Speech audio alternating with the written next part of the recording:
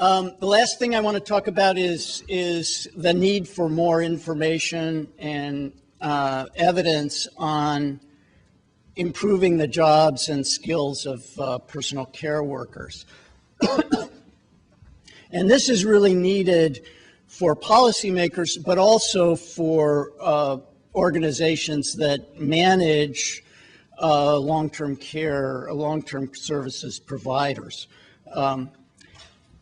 We're at Penn State have a project to evaluate the Better Jobs, Better Care demonstration, which is an effort, a demonstration to try to improve the management practices at different kinds of long-term services organizations, nursing facilities, so-called long-term care places, that is assisted living and personal care homes, home care, and also adult day services. And we're in process of this, but these are some numbers from our baseline.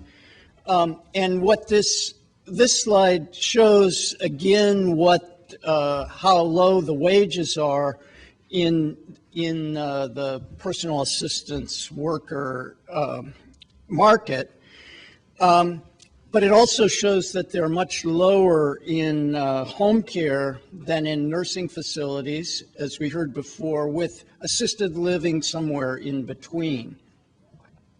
The same is true for health insurance.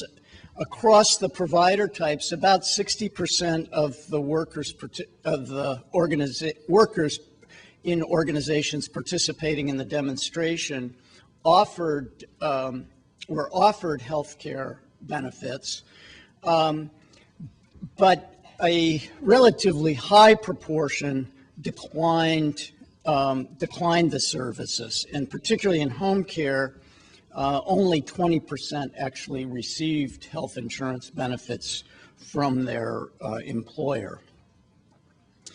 Now, we asked the workers, what is the single most important thing your employer could do to improve your job? It was an open-ended question which we categorized into 5 categories.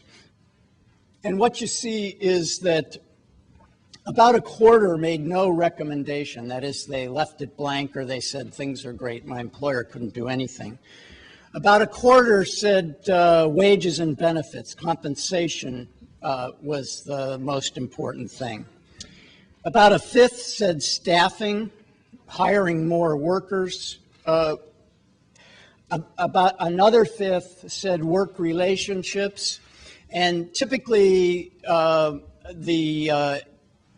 we believe that was about supervision, that work relationships with supervisions and the culture were what the employer could improve.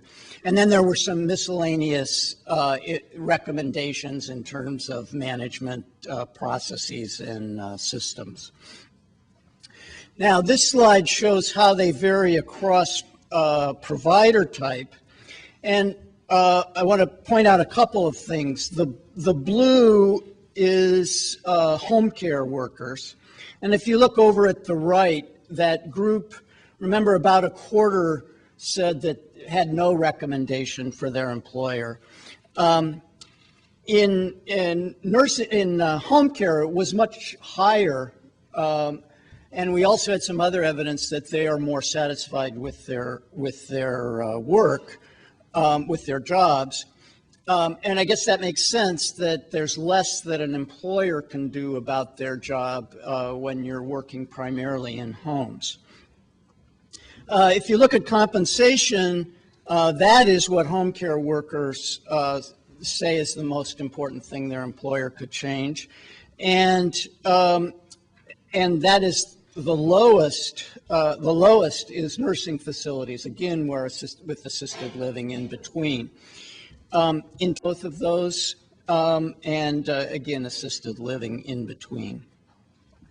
So we need a lot more evidence on personal care workers, including those who are privately contracted private pay, Bob mentioned that before, and consumer-directed workers. These are all agency workers.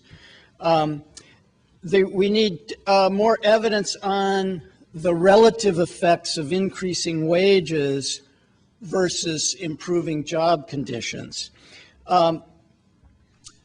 We need rigorous evidence on the effectiveness of alternative methods of management interventions, including improved supervision. And I think the supervision issue has a different form, but is also very significant in consumer-directed care.